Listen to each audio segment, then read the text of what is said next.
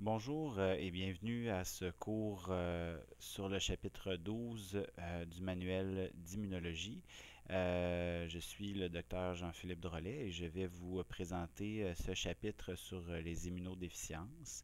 Alors, vous devriez déjà avoir lu le chapitre une première fois et avoir consulté le guide de lecture. On va reviser la matière du chapitre 12 assez rondement. Contrairement à ce qu'on avait pour les chapitres 2 à 4, cette fois-ci, l'ensemble des questions d'examen sont sur la matière qui est présentée sur les diapositives. Donc, évidemment, on vous recommande d'avoir déjà lu le chapitre pour bien comprendre et ensuite de visualiser ce cours en mode asynchrone. Par contre, lors de votre étude, vous pourrez vous concentrer vraiment sur les informations qui sont sur les diapositives. La matière qui va être questionnée à l'examen s'y trouve. Nous aurons par la suite, lors de la séance prévue le 11 novembre, une séance encore une fois sur Adobe Connect en mode synchrone pour répondre à vos questions.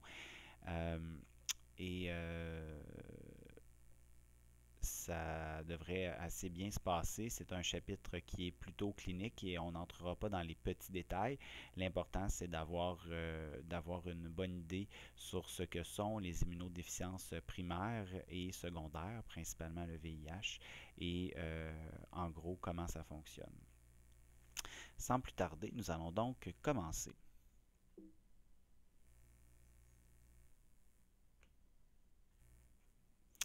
Alors, l'immunodéficience se définit comme un état de dysfonctionnement du système immunitaire et lorsque le système immunitaire ne fonctionne pas de façon optimale, ça va se manifester de différentes façons.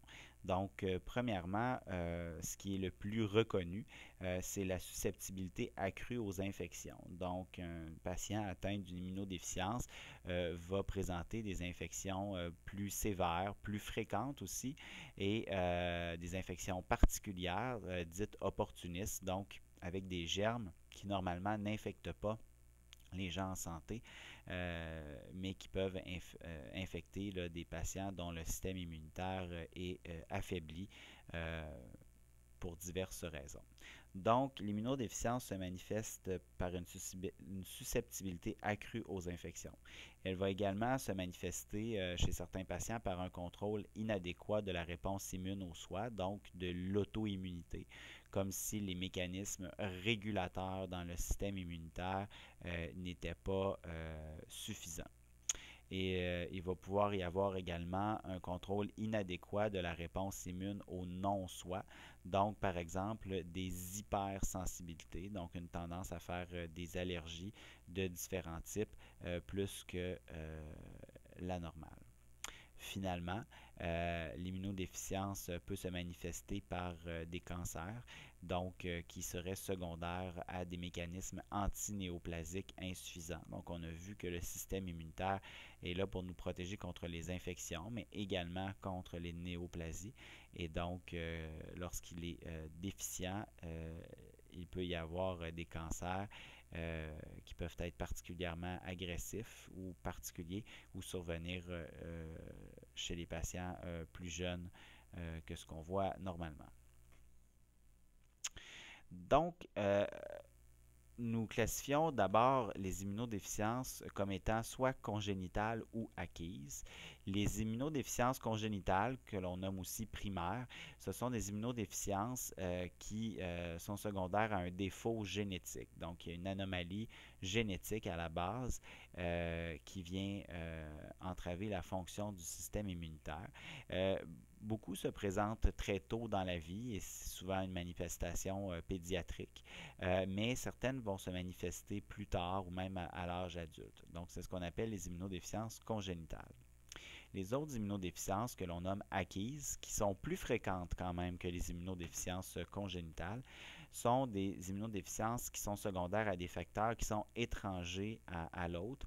Donc, une infection comme le VIH, par exemple, qu'on pourrait contracter, une intoxication qui rendrait la fonction immune anormales, des carences nutritionnelles ou certains traitements médicaux comme de la chimiothérapie par exemple peuvent affecter grandement le système immunitaire et causer une immunodéficience ou une immunosuppression.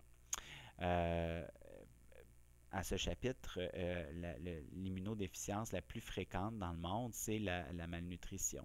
Donc, évidemment, on a vu que dans le système immunitaire, il y a énormément de précurseurs des lymphocytes et de tous les leucocytes là, qui sont produits constamment. Alors, ça prend beaucoup de carburant et beaucoup de matériaux pour produire constamment les nouvelles cellules dans le système immunitaire. Alors, évidemment, lorsqu'il y a des carences nutritionnelles importantes, le renouvellement des cellules et la génération de nouvelles cellules dans le système immunitaire va être impacté et c'est la cause la plus fréquente d'immunodéficience dans le monde. Ceci étant dit, dans nos pays occidentaux riches, on ne voit pas cette cause-là et donc la médecine moderne s'est beaucoup concentrée sur les immunodéficiences congénitales et acquises d'autres façons. Donc, la première partie du cours va porter sur les immunodéficiences primaires et par la suite, nous parlerons de l'immunodéficience secondaire typique, donc soit le VIH-Sida. Donc, d'abord, pour les immunodéficiences primaires, il faut savoir que ce sont des maladies qui sont quand même rares. Elles sont majeures, elles sont importantes, mais elles sont quand même rares. Il y a une grande variabilité de causes pour les immunodéficiences primaires. Donc, chaque cause est encore plus rare. Donc, on estime que ce serait environ une personne sur 500 en Occident qui serait atteinte à des degrés divers. Il y a des déficits très sévères, par exemple les déficits combinés sévères qui vont se présenter chez les jeunes bébés et qui seront mortels dans les premiers mois de vie s'ils ne sont pas traités. Et il y a des déficits qui peuvent être beaucoup plus légers et beaucoup plus fréquents. Par exemple, le déficit en IgA est très fréquent dans la population, jusqu'à un patient sur 300, un patient sur 500, et la majorité de ces patients-là sont asymptomatiques. Les immunodéficiences, c'est une condition médicale qui est sous-diagnostiquée, étant donné qu'elle est rare et qu'elle est moins bien connue. Il y a très peu de médecins qui vont penser à ce diagnostic-là, ou ils vont y penser tardivement lorsque le patient cumule les différentes maladies anormales secondaires à son immunodéficience. Et évidemment, si l'immunodéficience primaire en soi elle est rare, bien, le nombre de conditions différentes qui peuvent donner une immunodéficience primaire est très grand et on connaît plus de 200 maladies différentes qui sont responsables d'immunodéficience primaire.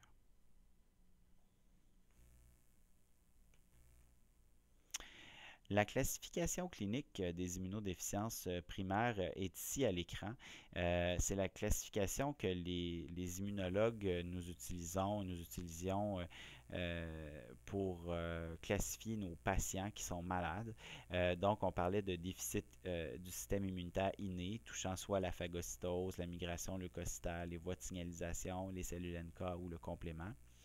Et nous parlions sinon des déficits de l'immunité adaptative comme étant soit cellulaires, humoraux ou cellulaires et humoraux à la fois, donc combinés.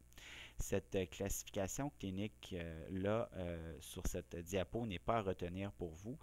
Dans le cadre du cours de sciences fondamentales, on s'oriente davantage vers les mécanismes qui peuvent amener l'immunodéficience. Donc, la classification qui sera à retenir, c'est la suivante. La classification fonctionnelle. Donc, nous allons classifier les immunodéficiences. D'abord, nous allons parler des défauts qui touchent les lymphocytes, donc les défauts de maturation des lymphocytes. Donc, c'est des lymphocytes qui n'arrivent pas à maturité parce qu'il y a un défaut. Et par la suite, si on a des lymphocytes matures, bien, encore faut-il qu'ils soient capables de s'activer en présence d'une infection. Et donc, il va y avoir les défauts d'activation et de fonctionnement des lymphocytes dans cette deuxième catégorie. Et finalement, il y aura les anomalies de l'immunité innée. Dans les prochaines diapositives, nous allons, pour chaque classification, pour chaque classe de déficit immunitaire primaire, nous allons décrire quelques maladies. On ne va pas toutes les décrire, on va choisir des maladies prototypes et c'est ça qui sera à retenir pour l'examen. Donc, simplement les maladies dont on parle sur les diapos. Il y a d'autres maladies là, qui sont incluses dans votre chapitre et vous n'avez pas à les connaître. Les questions d'examen porteront sur les maladies que nous aurons présentées sur ces diapositives. Donc, tout d'abord, dans les défauts de maturation lymphocytaire, le schéma qui est là n'est pas à retenir. Il sert seulement à montrer que dans la maturation autant des cellules B que des cellules T, il peut y avoir différents endroits où il va y avoir une anomalie ou un problème qui va amener une maturation incomplète des lymphocytes. Donc, vous voyez que très tôt, à partir de la cellule souche, ici, on peut avoir déjà certaines anomalies, par exemple une déficience de la chaîne gamma commune qui est responsable de la signalisation des principales cytokines qui sont responsables de la prolifération des précurseurs lymphocytaires. Donc, si on a déjà là un défaut, bien, il va y avoir une absence de prolifération des précurseurs lymphocytaires et il va y avoir une atteinte très importante des précurseurs et donc très peu de lymphocytes chez notre patient en bout de ligne. Donc, par exemple, dans le déficit dans la chaîne gamma commune qui donne le SCID lié à l'X, le défaut est très tôt et il y a très peu de prolifération des précurseurs. Donc, on n'a pas de lymphocytes chez ces patients-là ou très peu de lymphocytes. Il pourrait y avoir aussi, par exemple, au niveau de la lignée T, une absence partielle ou complète de thymus qui ferait en sorte qu'il n'y aurait pas de lieu suffisant pour que les cellules T puissent maturer et donc très tôt il va y avoir un défaut de maturation des lymphocytes.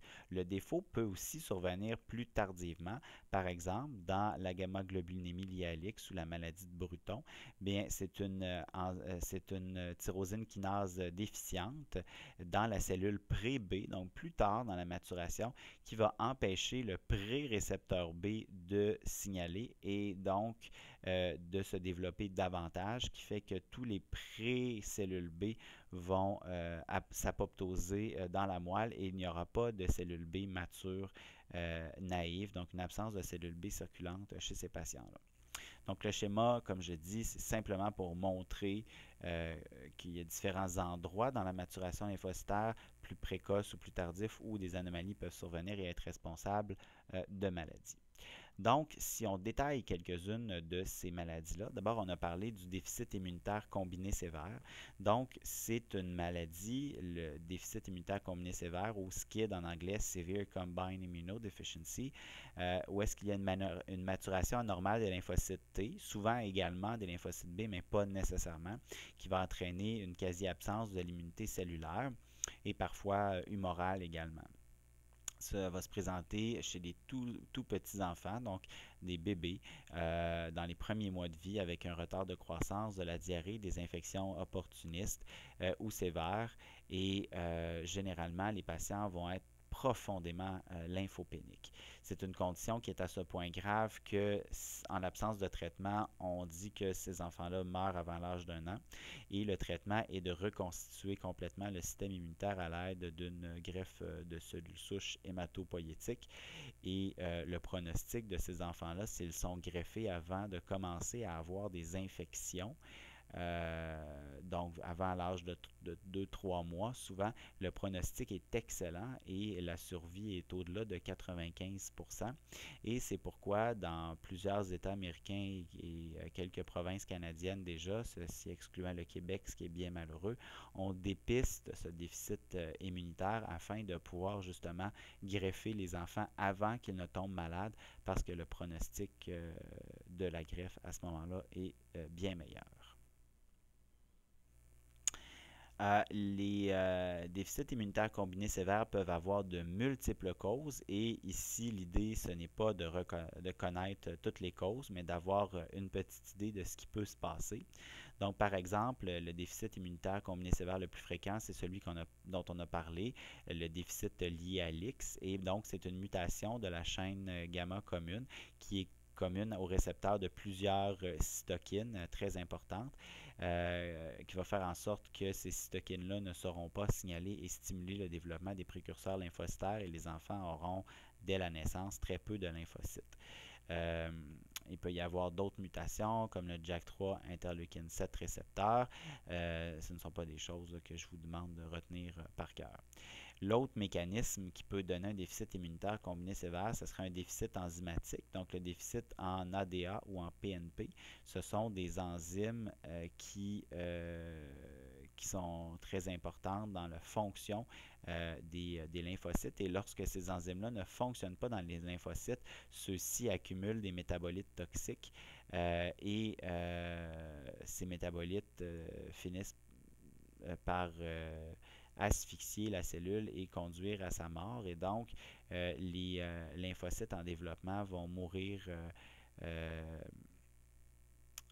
secondaire à cette toxicité-là et il va y avoir finalement presque pas ou très peu de lymphocytes circulant chez ces patients-là et donc un déficit immunitaire qui est secondaire. Ce sont des déficits qui peuvent également se corriger avec la greffe de moelle, mais on peut aussi tenter là, de remplacer là, les enzymes manquantes par différentes méthodes. Finalement, on pourrait avoir comme autre mécanisme d'un déficit immunitaire combiné sévère un déficit en enzymes RAG1, RAG2 ou Artemis, donc les enzymes qui sont essentielles à la recombinaison somatique des gènes. Donc, on a vu dans le chapitre 2 à 4 que pour fabriquer des récepteurs lymphocytaires d'une variabilité presque infinie, il faut savoir recombiner de façon exponentielle des petits bouts de gènes et pour faire ce qu'on appelle la recombinaison somatique. Bien, cette recombinaison somatique-là, dont on n'a pas vu les mécanismes parce que c'est quand même complexe, ça nécessite certaines enzymes et si ces enzymes-là sont mutées et sont inefficaces, bien, la recombinaison somatique ne peut pas avoir lieu de façon optimale.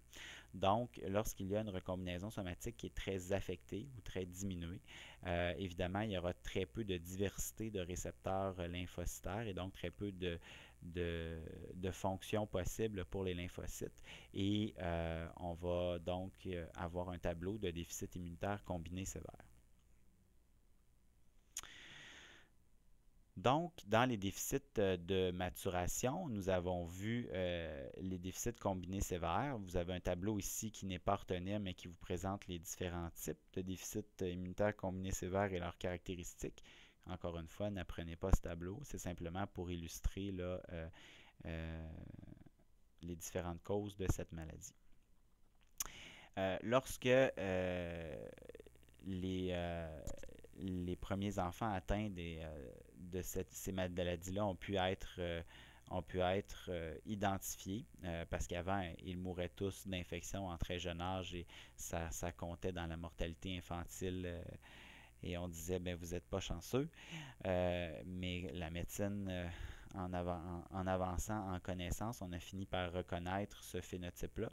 Alors, le premier traitement qui a été proposé, c'est de mettre l'enfant dans une bulle pour éviter qu'il n'attrape des infections. Et il y a eu dans les années 60 des enfants, comme ici un des premiers, Bubble Boy, qui ont réussi à survivre à cette maladie-là en étant carrément isolés dans une bulle pour ne pas attraper d'infection.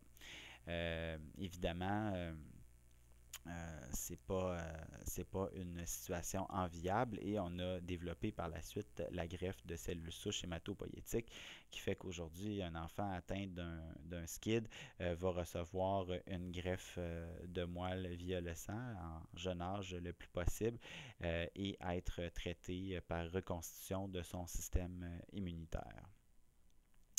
La troisième photo que je vous présente ici, c'est un enfant atteint d'un syndrome Domen. Donc, le syndrome Domen, c'est un déficit immunitaire combiné qui est souvent sévère, qui est secondaire au défaut des enzymes RAG qui sont essentielles à la recombinaison somatique.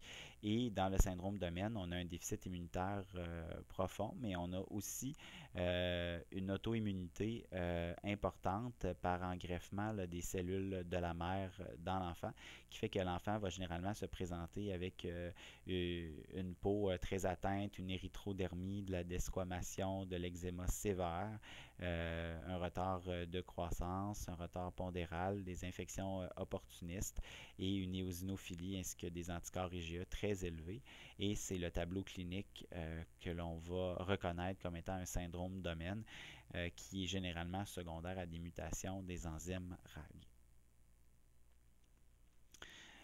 Bon, on a parlé des déficits immunitaires combinés sévères, mais aussi dans les problèmes de maturation des lymphocytes, on peut avoir le syndrome de Dijorge. Donc, le syndrome de Dijorge, c'est une maladie embryologique où il y a un défaut de fusion des troisième et des quatrième arcs bronchiaux dans l'embryogenèse et ceci entraîne des malformations cardiaques, des malformations thyroïdiennes, parathyroïdiennes, trachéales, etc., mais aussi une hypoplasie ou une absence complète de thymus. Et évidemment, le thymus, c'est le lieu où vont maturer les lymphocytes T. Donc, si on n'a pas de lieu pour faire maturer les lymphocytes T, on n'aura pas de lymphocytes T matures naïfs et ceci va conduire à un déficit immunitaire combiné sévère.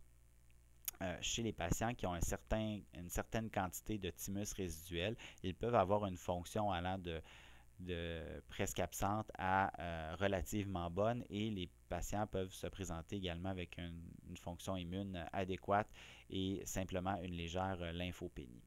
Et c'est des patients atteints du syndrome de Dijorge qui vont également avoir des anomalies cardiaques, otorhinolaryngologiques, endocriniennes par absence des parathyroïdes et psychiatriques. Donc, c'est un syndrome qui peut toucher beaucoup plus que le système immunitaire. Et on a des exemples ici. Donc, vous avez un cœur normal. Et vous avez un enfant qui a l'anomalie cardiaque typique du syndrome de Dijorge, soit le tronc artériel commun, où est-ce qu'il y a une large communication intraventriculaire et plutôt que d'avoir une artère pulmonaire et une aorte, on a un tronc artériel qui est commun pour les deux. Donc, il y a un mélange du sang oxygéné et non oxygéné et le patient se présente avec une cardiopathie cyanogène importante. Vous voyez ici un patient atteint du syndrome de Dijorge avec les caractéristiques phénotypiques usuelles, donc des oreilles un peu basses implantées, protruses, une pointe du nez rond et une petite bouche. Ils n'ont pas tous un phénotype aussi franc, mais certains sont assez classiques au niveau de leur faciès. Et finalement, vous avez ici la radiographie d'un bébé qui est atteint d'une aplasie thymique. Vous voyez bien son cœur ici, mais normalement, chez un bébé naissant, on a au-dessus du cœur une grande ombre blanche qui constitue le thymus. Et vous voyez qu'ici, nous n'avons aucune ombre au-dessus du cœur. Donc, on a un bébé qui a une aplasie du thymus. Finalement, les déficits immunitaires primaires qui sont secondaires à une anomalie de développement des lymphocytes peuvent survenir beaucoup plus tardivement. Donc, par exemple, une maladie fréquente qu'on appelle la maladie de Bruton ou la gamma-globulinémie liée à l'X est causée par un blocage de la maturation des lymphocytes B à une phase plus tardive, donc au niveau du lymphocyte pré-B. Donc, il y a une mutation d'une tyrosine kinase qui s'appelle la Bruton tyrosine kinase, qui est très importante pour le signalement du BCR et du pré-BCR également. Et au niveau de la cellule pré-B, le pré-BCR, même s'il est réarrangé, ne sera pas capable de signaler. à cause de l'absence de cette tyrosine kinase et étant incapable de signaler, ne recevra pas de signal de survie et toutes les cellules pré-B vont mourir dans la moelle, ce qui va faire qu'il va y avoir une absence quasi complète de lymphocytes B matures chez les patients. Donc, ces patients-là, évidemment, ne seront pas capables de produire des immunoglobulines. Et ce qu'on va noter, c'est des infections répétées dès l'âge de 3 à 6 mois de vie, lorsque les immunoglobulines transférées par la mère s'épuisent. Et comme c'est une maladie qui est généralement ou très généralement liée à l'X, il y aura les enfants mâles qui seront atteints seulement. Vous voyez un exemple de ça et c'est pas à retenir. Donc, quand vous avez un enfant mâle qui a le défaut sur son chromosome X, bien évidemment, il y a un seul X, donc la maladie va s'exprimer. Ici, donc chez le mâle affecté. Et si vous avez une femme qui est porteuse, habituellement, le X qui est atteint va être inactivé et la femme va pouvoir exprimer correctement la bruton tyrosine kinase et ne pas être atteinte. Et il y a des rares cas où c'est le bon X qui est inactivé, où certaines femmes peuvent présenter le phénotype de la maladie de Bruton, mais là, c'est une extrême rareté. Donc, nous avons revisé quelques maladies qui illustrent les défauts de développement des lymphocytes. Et maintenant, nous allons reviser quelques maladies qui vont atteindre l'activation et la fonction des lymphocytes. Donc, ce sont des maladies dans lesquelles le patient a un bon nombre de lymphocytes matures naïfs qui ont des récepteurs à leur surface, qui sont adéquats, qui ont une diversité de récepteurs qui est adéquate, mais pour une raison ou des raisons que l'on verra, ils sont incapables de s'activer et de fonctionner normalement.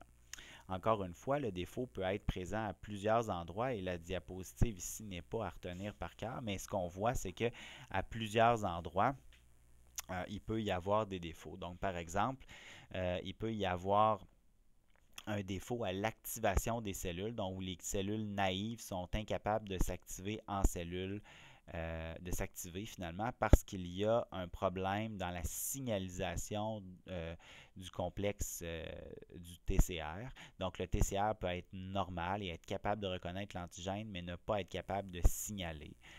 Par exemple, si on a un défaut de présentation d'antigènes, donc une absence des molécules du CMH de classe 2, bien les antigènes ne seront pas présentés et les TCR ne seront jamais capables de s'activer.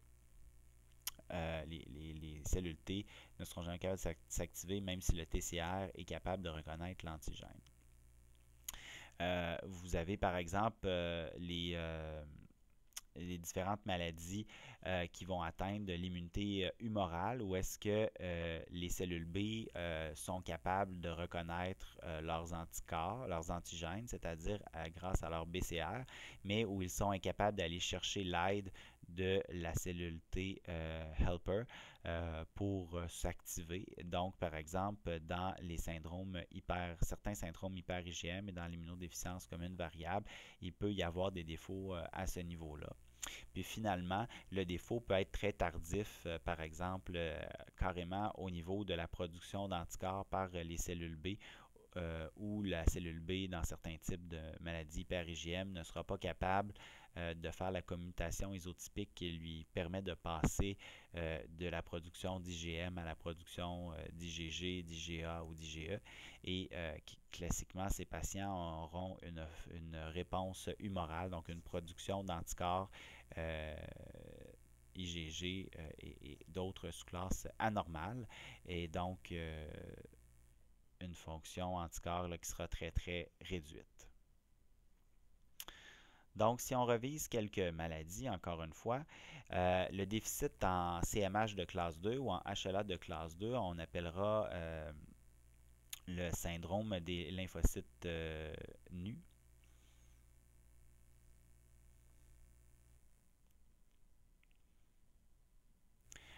Il s'agira d'une maladie dans laquelle les gènes codants pour les facteurs des transcriptions des protéines du CMH de classe 2 sont mutés. Et donc, les patients n'exprimeront pas les molécules de CMH de classe 2. Donc, ce faisant, évidemment, ils seront incapables de faire une présentation d'antigènes efficaces aux lymphocytes T CD4 et les CD4 seront donc très, très diminués dans le sang du patient. Et secondairement à l'absence de fonction et de stimulation des CD4, bien, les CD8 et les lymphocytes B ne fonctionneront pas bien non plus.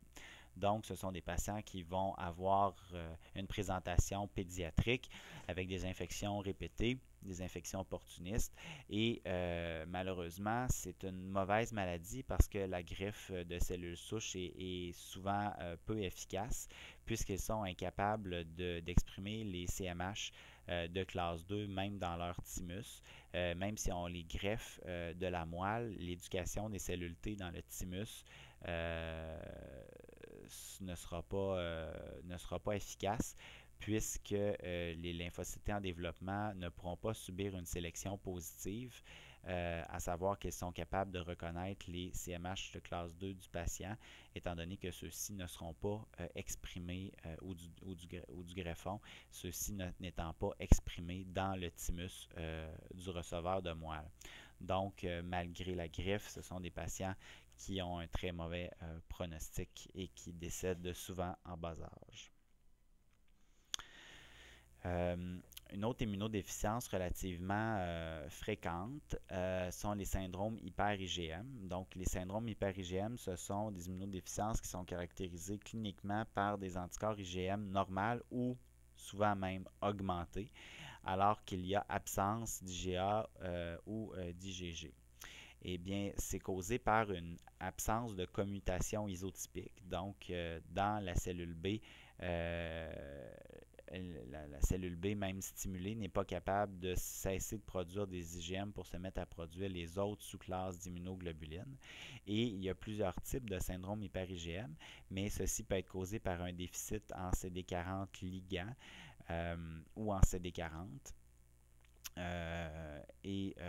Dans ces deux cas, il y aura une atteinte à la fois cellulaire et humorale, donc l'atteinte secondaire à l'absence de commutation isotypique et une atteinte aussi cellulaire au niveau des lymphocytes T, et va se manifester avec des infections bactériennes et opportunistes. Il peut y avoir aussi des syndromes hyper-IgM qui sont secondaires à des petits déficits enzymatiques, notamment les patients déficitaires en enzymes A et D, et à ce moment-là, ça va être une atteinte qui va être beaucoup plus humorale parce que ce sont des enzymes qui sont importantes dans la commutation isotypique, mais qui n'influencent pas la synapse immunologique entre la cellule B et la cellule T CD4. Donc, il n'y aura pas d'atteinte cellulaire dans le déficit en AID. Je m'excuse pour cette interruption de Madame Siri. Donc, nous avons ici une diapositive qui montre un petit peu là, une cellule B qui est en interaction avec une cellule T. Et on voit tous les points où il peut y avoir des anomalies causant un syndrome à hyper-IgM. Donc, on peut avoir une anomalie au niveau du CD40 ligand sur la cellule T qui a de la difficulté donc à parler au CD40 de la cellule B. L'anomalie peut être au niveau du CD40 de la cellule B. Ou encore, l'anomalie peut être à l'intérieur de la cellule B, donc en touchant une enzyme comme AID et empêcher la commutation isotypique, mais ne pas entraver la communication entre les T et les B. Donc, nous avons ici une radiographie qui montre une pneumonie interstitielle chez un bébé atteint du syndrome hyper-IgM lié à l'X. Donc, souvent, c'est des bébés qui vont se présenter avec des pneumonies opportunistes. Et nous avons ici en pathologie des follicules lymphoïdes de patients atteints de syndrome hyper-IgM. Alors, on voit que il n'y a pas du tout de centre germinatif classique comme on devrait le voir normalement ici, qui vont amener la réponse humorale principalement. Donc, on a une répercussion là, directement au niveau de l'architecture des ganglions. Finalement, dans les immunodéficiences primaires qui sont assez fréquentes, nous avons l'immunodéficience commune variable, qui est l'immunodéficience la plus fréquente. C'est un déficit qui en fait a de multiples causes qui ne sont pas toutes connues. Et finalement, c'est un ensemble de défauts qui peuvent survenir dans l'activation des cellules B, plus ou moins des cellules T.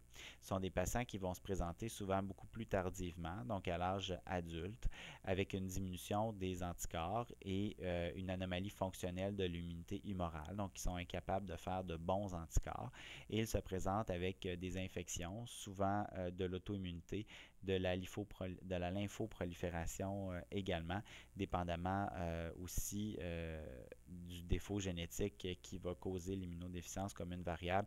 Ils vont être plus ou moins malades et être atteints de façon différente, soit avec plus d'infections ou plus d'auto-immunité selon les patients. Alors, finalement, après avoir regardé les défauts de l'immunité adaptative, il peut y avoir des immunodéficiences primaires qui sont vraiment liées à des troubles qui atteignent l'immunité innée. Donc, nous allons reviser quelques maladies. Donc, d'abord, nous avons le défaut d'adhésion leucocytaire. Donc, nous avons des mutations des gènes qui codent pour les intégrines des leucocytes. Donc, on se souviendra que les leucocytes, pour pouvoir migrer dans les tissus et aller jusqu'au site de l'infection, doivent exprimer des intégrines qui leur permettent d'adhérer fermement à la paroi vasculaire. Et donc, si ces intégrines-là sont absentes, eh bien, les leucocytes ne seront pas capables d'adhérer à la paroi vasculaire et ultimement de faire leur diapédèse pour migrer à travers le vaisseau et s'en aller au site de l'infection. Donc, on va avoir des patients qui ont des infections cutanées, muqueuses, des infections profondes aussi. Ils vont souvent se présenter avec quand ils sont bébés avec une chute retardée du cordon ombilical qui doit normalement tomber en dedans de 2-3 semaines. Et des patients qui vont avoir des infections étonnamment peu purulentes, avec peu de pus, mais des globules blancs, donc des leucocytes très élevés dans le sang, étant donné que ces leucocytes-là sont mobilisés, mais sont incapables de se rendre au site de l'infection.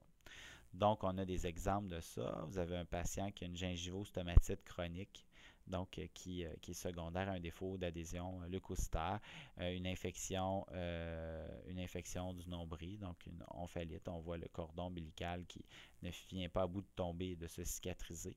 Et on voit ici un ulcère cutané, donc un patient qui a fait une infection de sa peau, mais comme les globules blancs ne sont pas capables de migrer, bien, plutôt que d'avoir une cellulite puis d'avoir une grosse inflammation, bien, il nécrose son tissu cutané et il y a peu d'inflammation au site de cette nécrose-là. Maintenant, il peut y avoir également des anomalies de la phagocytose. Donc, la phagocytose, c'est quand même un élément super important. Il y a quelques entités différentes qui peuvent atteindre la phagocytose, notamment la maladie granulomateuse chronique, qui est celle qu'on va demander de retenir, qui est une maladie causée par une dysfonction de l'oxydase des phagocytes, donc cette fameuse enzyme qui sert à faire la digestion à l'intérieur des phagosomes pour détruire le contenu qui a été phagocyté. Donc, souvent, il va y avoir une mutation d'une des sous-unités de la protéine, qui est l'oxydase des phagocytes, et 65% des cas vont être liés à l'X, et ça va coder pour une protéine en particulier qui fait partie de l'oxydase des phagocytes. Donc, ces phagocytes-là qui qui vont en résulter vont être des phagocytes qui vont être capables de manger, donc ils vont être capables de manger une bactérie ou de manger une cellule, mais une fois qu'il va y avoir eu phagocytose comme telle, la digestion sera impossible dans le phagolysosome et donc les produits de la phagocytose vont s'accumuler dans le phagocyte qui va grossir, grossir et finalement éclater, mourir et éclater. Et donc, tous les produits provenant de l'éclatement vont être relâchés et là, il va y avoir d'autres phagocytes qui vont venir autour pour phagocyter tout ça et eux non plus ne seront pas capables de digérer, donc vont mourir et éclater aussi. C'est ce qui va donner lieu au granulome, c'est-à-dire de la nécrose, donc des résidus d'infection et de phagocytes morts qui vont être nécrotiques, des phagocytes autour qui essaient encore tant bien que mal de faire la phagocytose mais qui n'y parviennent pas, et une couronne de cellules T autour qui essaie d'envoyer de l'aide et de sécréter des cytokines pour aider les phagocytes mais qui n'y parviennent pas. Alors tout ça va créer l'architecture classique du granulome et ces patients-là vont avoir des abcès, des pneumonies et des maladies inflammatoires intestinales. Vous avez ici quelques exemples de ça. Donc, vous avez un granulome, donc vous avez la nécrose centrale, les phagocytes qui essaient de phagocyter et la couronne de cellules T autour. Puis vous avez des patients qui ont des énormes granulomes, justement dans le contexte d'une maladie granulomateuse chronique qui ne font que grossir et on voit jusqu'à quel point ça peut devenir invalidant et morbide pour le patient. Mais finalement, vous avez ici un patient qui fait des pneumonies et qui a des pneumatocèles géants, donc des espèces de grosses cavités dans le poumon avec un niveau liquide à l'intérieur. Et donc, ce sont des infections extrêmement sévères qu'on voit très rarement, si ce n'est chez des patients fortement immunosupprimés. Vous avez ici la fameuse enzyme oxydase des phagocytes qui comprend plusieurs sous-unités. Et lorsqu'il y a une mutation d'une de ces sous-unités-là, ben, cette enzyme ne fonctionne pas.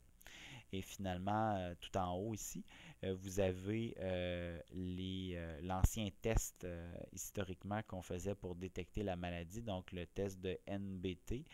Et le NBT est une substance qui, lorsqu'il y avait une oxydoréduction dans le phagocyte, faisait tourner au bleu euh, le phagocyte. Et donc, on pouvait stimuler les phagocytes avec cette substance-là en laboratoire et faire une lame pour voir s'ils étaient virés au bleu. Et chez les patients atteints, bien évidemment, on voit qu'il n'y avait aucune oxydoréduction efficace et le produit ne virait pas au bleu. Et donc, on le faisait le diagnostic à l'époque de façon qualitative en regardant une lame au microscope. Et aujourd'hui, on fonctionne avec un test beaucoup plus précis où est-ce qu'on regarde l'activité oxydative à l'aide d'un examen en cytométrie de flux. On peut aussi avoir des déficits immunitaires au niveau du complément. Donc, on a vu à quoi un peu servait le complément dans les précédents chapitres. Et dans le fond, on sait que le complément est un ensemble de protéines plasmatiques et n'importe laquelle de ces protéines-là peut être génétiquement mutée, auquel cas elle peut avoir une fonction qui est déficiente et selon la protéine du complément qui serait mutée, donc C1, C2, C3, etc., la présentation clinique va être différente. Donc, les déficits en complément peuvent être responsables de toutes sortes de manifestations. Certains sont asymptomatiques, certains donnent des infections locales, d'autres des infections disséminées, de l'auto-immunité. Et il y a même le déficit en C1 estérase inhibiteur, qui est une molécule inhibitrice du complément qui va se manifester par des enflures importantes et spontanées de cause bradykinique, c'est-à-dire que c'est une molécule qui est importante pour la dégradation de la bradykinine et lorsqu'elle est absente, il va y avoir une accumulation facilement de bradykinine qui va être responsable d'angioédèmes très graves et qui peuvent même être mortels pour les patients s'ils atteignent les voies respiratoires. Donc, vous avez une diapositive ici qui nous remonte un peu les différentes voies du complément. Encore une fois, vous n'avez pas à apprendre ça par cœur, mais on peut voir que dépendamment d'où se trouve le défaut, si on a un défaut en C1, C2, C4 versus un défaut dans la voie des lectines ou dans la voie alterne, la manifestation clinique sera différente. Et particulièrement les défauts qui atteignent le complexe d'attaque membranaire vont se manifester par spécifiquement une susceptibilité aux infections avec les bactéries de type Neisseria, et c'est des patients qui vont souvent présenter des méningites ou des méningococcémies fulminantes et beaucoup plus sévères et rapides que les patients normaux. Alors, comment on traite les immunodéficiences primaires? Bien, il y a une kyrielle de traitements qui sont disponibles. D'abord, pour les déficits humoraux, donc les déficits qui touchent principalement la production d'anticorps, eh bien, les patients peuvent bénéficier d'une antibioprophylaxie et évidemment, on peut remplacer ces anticorps-là. Donc, on peut leur donner des anticorps de donneur, soit par voie intraveineuse ou par voie sous-cutanée. Ce qui va prévenir chez ces patients-là beaucoup d'infections et de complications. Pour les déficits cellulaires et combinés, bien, les approches peuvent être variables selon la sévérité de l'atteinte. Encore une fois, on peut utiliser des antibiotiques, des antifongiques en prévention, le remplacement en immunoglobulines. Les cas plus graves devront être traités avec des greffes de cellules souches hématopoïétiques et quelques maladies peuvent se traiter avec un remplacement enzymatique. Certains défauts, notamment la maladie granulomateuse chronique, peuvent parfois bénéficier d'une immunostimulation. Donc, on donne des molécules qui stimulent le système immunitaire pour augmenter la fonction le niveau de fonction que le patient a. Et de façon plus rare, les greffes de thymus peuvent être utilisées dans la maladie de Dijorge. Finalement, la voie du futur, c'est la thérapie génique. Alors, c'est d'aller vraiment corriger le défaut génétique chez le patient, et non pas en faisant une greffe, donc en changeant complètement sa moelle, par exemple, mais en allant vraiment cibler le gène déficient. La thérapie génique là, recommence là, tranquillement dans les dernières années à être utilisée et efficace et sécuritaire, parce que les premiers essais ont conduit à des néoplasies, mais recommence à être utilisé de façon plus sécuritaire pour corriger des défauts bien spécifiques dans le système immunitaire, et c'est probablement l'avenue qui sera privilégiée là, dans le futur. Pour conclure cette première partie sur les déficits immunitaires primaires ou congénitaux, vous avez des tableaux ici. Donc, il y a deux tableaux qui résument les différentes causes possibles de déficit immunitaire primaire. Ces tableaux-là ne sont pas à retenir, mais peuvent vous aider à classifier les différentes maladies que nous avons présentées dans les diapositives précédentes. Nous allons maintenant faire une petite pause. Je vais mettre un terme à cette vidéo et la présentation de la deuxième partie du chapitre, donc sur le VIH-Sida, sera dans un fichier différent afin de ne pas ajouter à la lourdeur des transferts de matériel informatique.